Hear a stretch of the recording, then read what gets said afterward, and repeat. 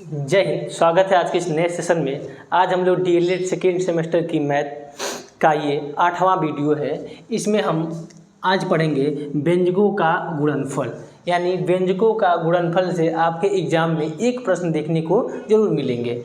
ठीक है, तो आइए स्टार्ट करते हैं इस वीडियो को।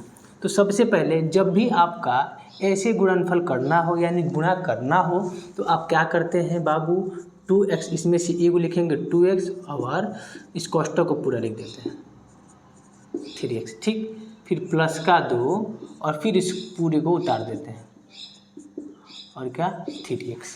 ठीक है, अब देखिए तो 2 पच्चे 10। ठीक, और ए को x और 2 को x में गुणा कराना। ठीक है, तो पावर क्या होता है, जुड़ जाता है, यानी घात कुछ नहीं है, क्या है, 1 है, यानी कि x की घात 2 और एक, यानी क्या हो गया, x की घात 3 हो गया। यहाँ पे घात क्या है, 1 है, और यहाँ पे घात क्या है, 2 है, तो जुड़ जाता है।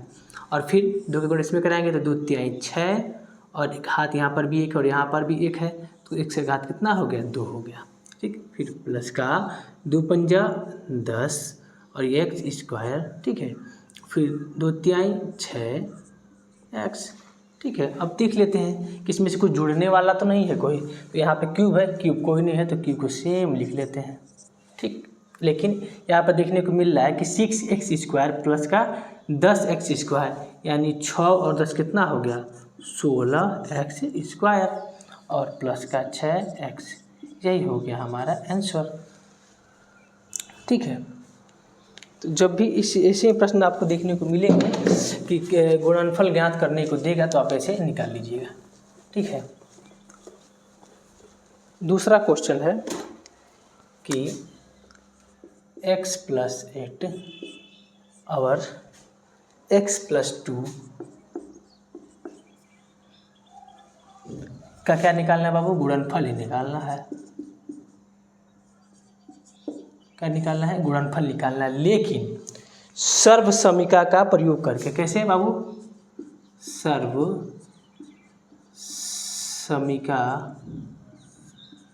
का प्रयोग करके।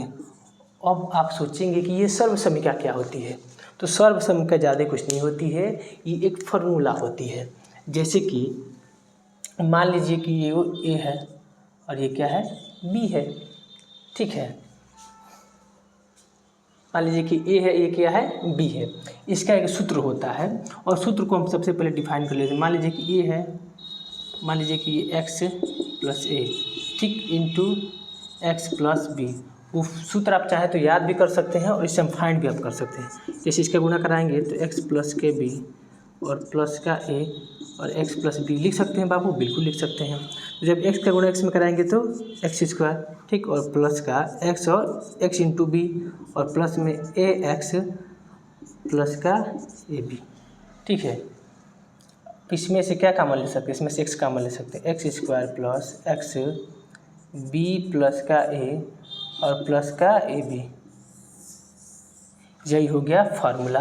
तो इस फार्मूले पर आप इसको बैठा सकते हैं। ठीक है, यहाँ पे देखिए तो क्या लिखेंगे, x square plus x b की जगह पे 2 और b की जगह पे 2 और a की जगह पे 8।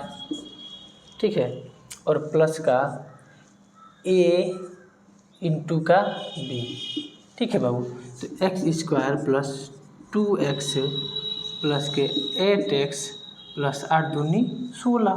ठीक है, अब यहाँ पे x स्क्वायर 8x और 2x यानी 10x और प्लस का 16, यही हो गया आपका आंसर। ठीक है, तो ये सूत्र है, आप इसको याद भी कर सकते हैं और याद करना नहीं चाहते हैं तो आप इसको a मान लीजिए, इसको b मान लीजिएगा और ये सूत्र ऐसे आप फाइंड भी कर सकते हैं। ठीक है, तो एक तो प्रश्न ऐसे बनेगा कि डायरेक्ट गुणनफल बताना होगा, दूसरा आपसे बन सकता है कि सर्वसमीका का प्रयोग करके आप पूरा खंड गुणनफल ज्ञात करें। ठीक है, तो आप ऐसे निकाल लीजिएगा। हाँ, एग्जाम में आप ये सब मत करिएगा, एग्जाम में केवल ये सूत्र यहाँ लिखिएगा और इसको फाइंड कर दीजिएगा। ठीक है, ये तो हमने सूत्र याद करने के लिए आपको बताया है।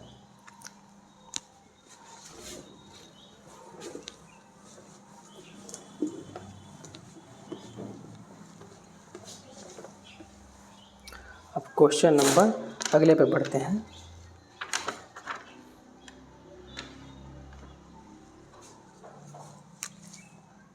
थ्री एक्स प्लस की 5 स्क्वायर, इसका क्या निकालना है बाबू? मान निकालना है। लेकिन कैसे? सर्व समीकरण का प्रयोग करके। सर्व समीकरण का प्रयोग करके इसका मान निकालना है। ठीक है, कुछ नहीं, देखिए तो ये क्या है? ए है और ये क्या है? बी है। और हमने पढ़ा है कि ए प्लस बी का होल स्क्वायर होता है a square plus b square plus 2k ab। बस सिंपल सा बैठा देंगे, 3x square plus b square plus 2ab into b. ठीक है, बी की जगह 5 बैठाएंगे ना, हाँ 5। तो ये हो गया 9x स्क्वायर प्लस 5 25, और आप देखिए तो 2 तिहाई 6 और 6 पच्चे 30 और एक वही x। यही हो गया आपका आंसर। सिंपल तो है। जब भी आपको सर्व संख्या का प्रयोग करने को बोले तो आप देखेंगे कि ये किस फॉर्मूले पे बैठ रहा है, वैसे आप निकाल देंगे। ठीक है, अब देख लेते हैं। बस इससे 2 ही टाइप के प्रश्न बन सकते हैं, इससे ज़्यादा आपके एग्जाम में प्रश्न देखने को नहीं मिलेंगे। बस ये 2 ही 3 टाइप आप देखेंगे तो आपका एग्ज़ाम हो जाएगा। अब देखिए, अब आपके एग्ज़ाम में ऐसे भी प्रश्न बन सकता है कि गुणाखंड निकालने को दे सकता है। जैसे कि मान लीजिए कि a b plus a b नहीं a x plus b x plus c x का गुणनखंड करें। क्या करें? गुणनखंड करें। ठीक है, अगर ऐसा आपको दे देता है तो आप सरसरी सी गाँव से देखेंगे कि इसमें कॉमन क्या है, तो आप बोलेंगे सर इसमें से x कॉमन ले लेंगे अगर, तो a प्लस बी प्लस सी, यही हो गया आपका आंसर। सिंपल तो है। ठीक है, लेकिन इतना भी सिंपल आपके एग्जाम में प्रश्न देखने को नहीं मिलेंगे, इससे थोड़ा लेवल आगे बढ़ाते हैं।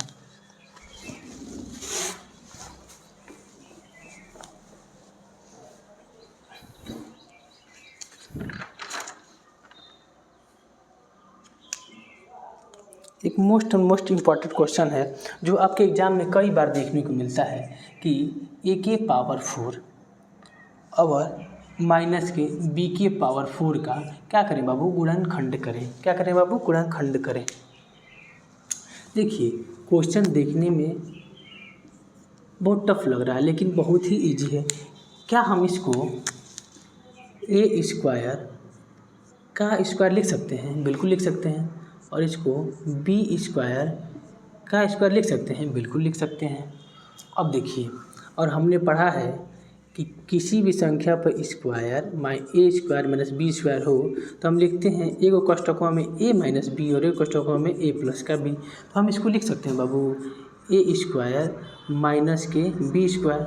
ठीक है, ये यानी ए है और ये क्या है? ये बी है। तो एगो में ए माइनस बी, इसमें भी लिख सकते हैं ए स्क्वायर प्लस का बी स्क्वायर। और फिर हम ए स्क्वायर माइनस बी स्क्वायर को ऐसे लिख सकते हैं ए माइनस के बी और ए प्लस के बी, और इसका तो कुछ होता नहीं तो सेम का सेम लिख देंगे बी स्क्वायर आंसर।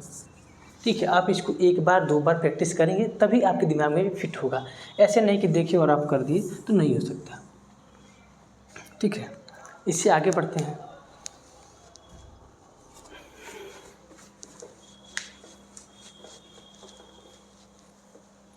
इस चैप्टर से हम आपको टोटल 10 सवाल बताएंगे और उसमें से आपके एग्जाम में क्वेश्चन लड़ जाएगा।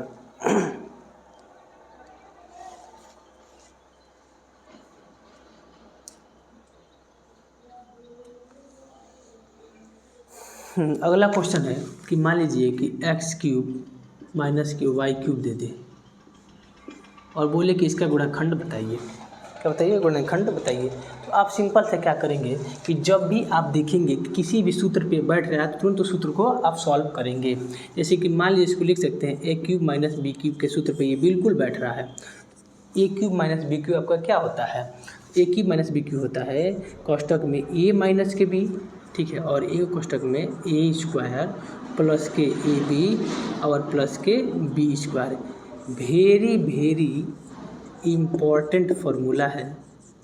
इस फार्मूले से आपके एग्ज़ाम में कम से कम कई प्रश्न देखने को मिलेंगे।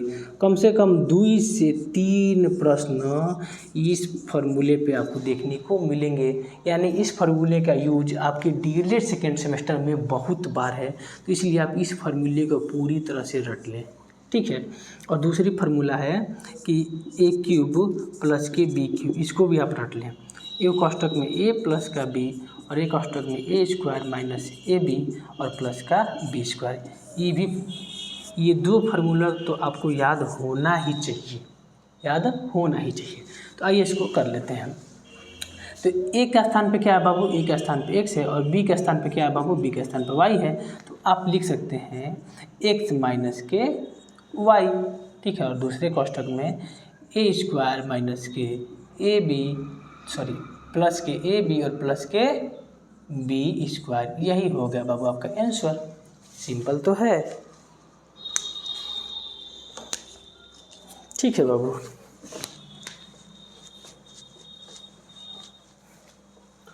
इससे आगे बढ़ते हैं। अब देख लेते हैं कुछ गुणनखंड पे आपके एग्जाम में प्रश्न बनते हैं। जैसे कि आपके बीटीसी में 2015 में प्रश्न बना था कि एक्स स्क्वायर प्लस के 8x प्लस के 12, ठीक है। इसका क्या निकालना है बाबू, गुणनखंड। क्या प्राप्त करना है बाबू, गुणनखंड को निकालना है। तो सबसे पहले आपको हम समझा दें कि क्या किया जाता है। इसका गुणा करा जाता है इसमें, तो क्या हो गया 12 का एक्स स्क्वायर, ठीक है। पहला स्टेप ये रहा। दूसरे में हम इसको ध्यान से देखेंगे कि ये किन 2 पार्टों में तोड़ दें कि गुणा करने पे 12x स्क्वायर मिले और जोड़ने पे प्लस का 8x मिले, ठीक है। तो आप बोलेंगे कि इसमें ऐसा क्या कर दें, तो आप सोचेंगे, ऐसे सोचने का तरीका बता रहे हैं। इसमें अगर 6 गुणे का 2 करा दें तो क्या हुआ, 6 दूना 12 ये मिल रहा है, ठीक। और 6 का 2 को जोड़ेंगे तो 8x भी मिल रहा है, यानी ये बिल्कुल सही बैठ रहा है भाई, ठीक है। तो आप इसको लिखते हैं ऐसे एक्स स्क्वायर प्लस का 6x प्लस का 2x और प्लस का 12, ठीक है। अब देखिए तो 6 और 2 को जोड़ेंगे तो 8 भी मिल रहा है, और 6 और 2 को गुणा कराएंगे तो 12x स्क्वायर भी मिल रहा है। तो ये इसी प्रकार हम तोड़ते हैं। इसमें से अगर x को कॉमन ले लेंगे तो यहाँ एक x बचेगा और इसमें से x चला गया तो 6, ठीक है। और फिर यहाँ पे 2 लेंगे तो एक x और प्लस का 6, यही हो गया x प्लस का 6, ठीक है, एक जगह। और फिर यहाँ पे x प्लस का 2 एक जगह। यहाँ पे क्या होता है, इक्वल टू 0 कर लेते हैं तो x प्लस का माइनस का 6, या यहाँ पर भी 0 कर लेंगे तो x प्लस का x इक्वल टू माइनस का 2। यही 2 हमारे हो गया आंसर, ठीक है बाबू। कोई दिक्कत यहाँ तक नहीं।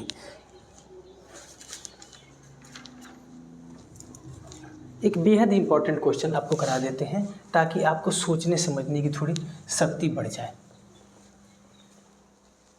जैसे कि एक्स स्क्वायर माइनस का x और माइनस का 20, इसका क्या निकालना है बाबू, गुणनखंड करना है। तो कैसे गुणनखंड करेंगे, अभी हमने आपको बताया कि सबसे पहला आपका स्टेप रहेगा इसका गुणा इसमें कराते हैं, यानी कि 20 से एक्स स्क्वायर, ठीक है, 20 से एक्स स्क्वायर। अब इसको हम ऐसे तोड़ दें, ऐसा तोड़ें कि यहाँ पे जोड़ने या घटाने पर माइनस एक्स प्राप्त हो और गुणा करने पे 20x स्क्वायर प्राप्त हो। तो हम सोचेंगे कि इसमें ऐसा क्या कर सकते हैं। तो देखिए, अगर हम 5x माइनस के 4x कर दें, यहाँ पे 4x कर दें, यहाँ पे देखिए माइनस रहेगा, 4x कर दें तो हमारा काम बन सकता है बाबू। तो 5x में से 4x जाएगा तो एक x बचेगा एक x, लेकिन हमको लाना क्या है माइनस में, यानी हम इसको उलट दें। अगर माइनस 4x में से माइनस अगर 5x जाएगा तब ये माइनस x बन सकता है, बिल्कुल। और अगर इसका गुणा इसमें कराएंगे तो माइनस में 20x स्क्वायर भी बन सकता है। तो बिल्कुल हमको प्राप्त हो गया ये 4x में से 5x। हम इसको आप लिख सकते हैं एक्स स्क्वायर माइनस के 5x², ठीक है, और प्लस का 4x, ठीक है, और माइनस का 20, इतना लिख सकते हैं ना। जब इसको घटाएंगे तो एक एक्स मिलेगा, ठीक है, माइनस का एक्स मिल जाएगा हमको, और इसका गुणा कराएंगे तो माइनस के 20² भी मिल जाएगा। तो हम यहाँ पे कॉमन ले सकते हैं एक्स, यहाँ पे एक एक्स बचा और माइनस के 5 बचा। यहाँ पे प्लस में 4 लेंगे, 4 कॉमन लेंगे तो एक्स और 4 से 5 बन जाएगा तो माइनस का 5, और हमको फिर x प्लस का 4 इक्वल टू 0, तो x बराबर माइनस का 4, और यहाँ पर भी x माइनस 5 इक्वल टू 0, तो x बराबर प्लस का 5। यही हो गया आपका आंसर। सिंपल तो है। इससे आगे बढ़ते हैं। इससे आगे और प्रश्नों को देख लेते हैं जो आपके एग्जाम से बहुत इम्पोर्टेंट है।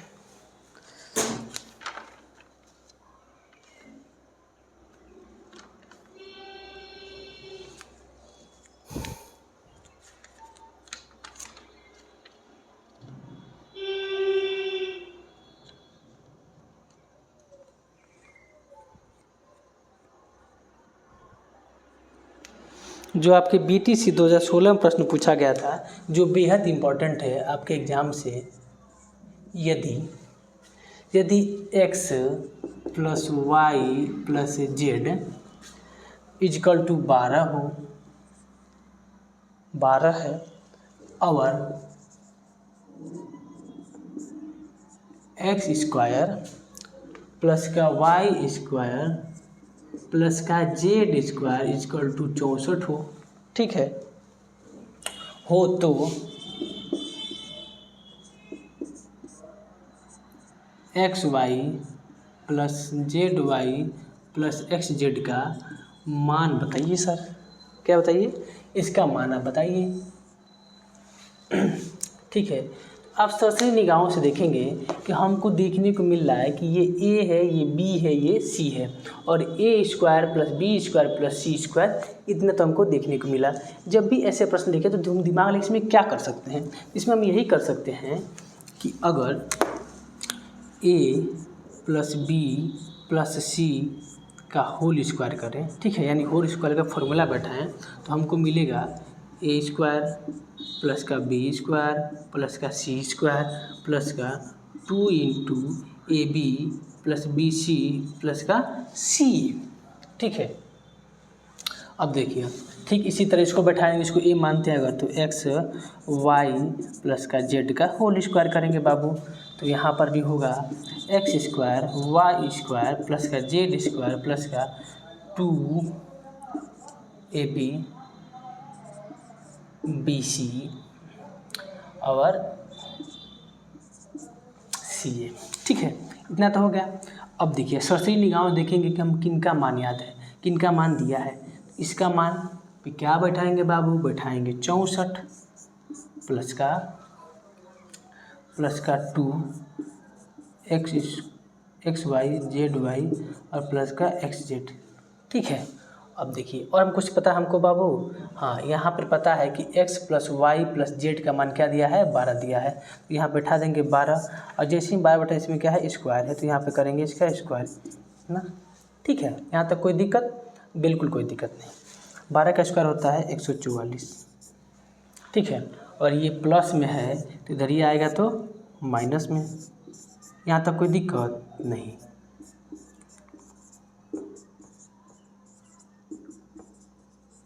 ठीक है, अब देखिए तो 4 में से 4 गया तो 0, ठीक है, 4 में से 4 गया तो 0। देखिए तो 14 में से 4 में 6 जाएगा नहीं, तो वहाँ से लेंगे, पूरा बन गया क्या? ये 14, और 14 में से 6 हो गया जाएगा तो 8, ठीक है, 14 में से 6 जाएगा तो 8, कोई दिक्कत नहीं। अब देखिए इधर है क्या? 2, ये 2 को आप नीचे ला सकते हैं, यानी नीचे आएगा, यानी इसको काटेगा तो 2 से काटेंगे तो 2 चौका 8, यानी क्या आ गया? 40 आ गया हमारा आंसर। यहाँ तक कोई दिक्कत नहीं। इसको आप एक बार नहीं, 2 बार नहीं, 3 बार करेंगे तभी आपके दिमाग में ये फिट बैठेगा। जब भी आपको ऐसे प्रश्न देखने को मिलेंगे तो आप सोचेंगे इसमें कौन सा फॉर्मूला बैठा सकते हैं। जैसे ही आप फॉर्मूले को लिखेंगे आपके दिमाग खुल जाएगा और आप क्वेश्चन को सॉल्व कर लेंगे। ठीक है, आप इसको 3 बार करिएगा कम से कम।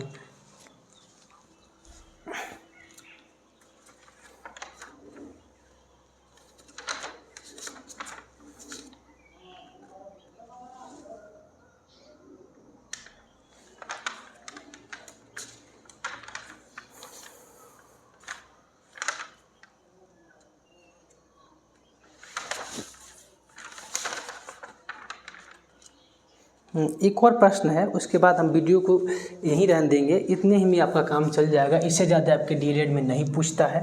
एक और क्वेश्चन को सॉल्व कर लेते हैं, फिर इस वीडियो को विराम देते हैं।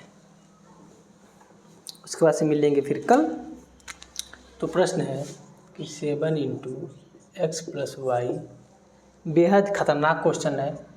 वैसे तो इतना टफ आपके एग्ज़ाम में नहीं आएगा, लेकिन हम एक और बता देते हैं ताकि आप ये ना कहें कि ये क्वेश्चन हम नहीं सॉल्व किए थे इसलिए हम नहीं नंबर ला पाए। क्या करना है बाबू? गुणनफल ज्ञात करना है। क्या ज्ञात करना है? इनका गुणनफल ज्ञात करना है। तो सबसे पहले हम सोचेंगे कि इसमें हम क्या कर सकते हैं। तो हम देखेंगे, देखिए सबसे पहले इसको लिख सकते हैं 7 × x + y का होल क्यूब। इसमें कोई परिवर्तन आप नहीं कर सकते, ज़्यादा से ज़्यादा आप इसको फार्मूले को सॉल्व कर सकते हैं। ठीक है, लेकिन उसका भी कोई मतलब आपको नहीं निकलेगा। दूसरा चीज़, इसको लिख सकते हैं 2 × 7 यानी 2 × 7 = 14, और इसको लिख सकते हैं x + y का होल स्क्वायर, और इसको लिख सकते हैं 7 × 4 = 28 और x + का y। इससे ज़्यादा इसको तोड़ सकते हैं जी? नहीं तोड़ सकते हैं। अच्छा, इससे ज़्यादा तोड़ नहीं सकते हैं, लेकिन हाँ अब देखिए इसमें से कामन क्या क्या लिया जा सकता है। इसमें से कामन क्या ले सकता है? कामन हम तभी लेते हैं कि जो सब में कामन हो उसी को हम कामन ले सकते हैं। ठीक है, तो सबसे पहले हम सरसरी निगाहों से देखेंगे कि इसमें कामन क्या दिख रहा है। तो बोलेंगे सर ये 7 जो है ये तीनों में है, तो सबसे पहले तो निकलेगा बाहर क्या? 7। ठीक है, और x + y का क्यूब है, यानी ये क्या है? ये 3 बार है। कितने बार है बाबू? ये 3 बार है। x + y यहाँ पे 3 बार है, x + y यहाँ पे 2 बार है, यहाँ पे x + y 1 बार है। तो हमको देखने को मिला कि ये जो है x + y सब में कामन है। सब में कामन है ना? बिल्कुल सब में कामन। इसमें भी x + y एगो है, ले है 3 गो है तो इसमें से एगो तो आसानी से होगा। इसमें 2 गए तो एगो तो हिले, इसमें एगो हिले है। ठीक है, तो x + y कामन लेंगे तो अब यहाँ पे क्या बचेगा? 3 गो में से एगो तो ले लिए हम, तो x + y का होल स्क्वायर ये हमारा बच गया। ठीक है, और इसमें क्या बचेगा? एगो 2 बचा है, 2 को तो हम कामन लिए नहीं है तो 2 बचा है। तो इसमें क्या बचा है? इसमें से एगो ले लिए कामन, तो एगो x + का y बचा है, और इसमें से 4 तो हम कामन लिए नहीं है तो 4 बचा है, और x + 1 ये तो कामन हम ले ही चुके हैं तो बस यही बचा है। तो यही होगा आपका आंसर। इससे ज़्यादा टफ आपके एग्जाम में क्वेश्चन नहीं बनेंगे। तो मिलते हैं फिर नेक्स्ट वीडियो में, तब तक के लिए जय हिंद,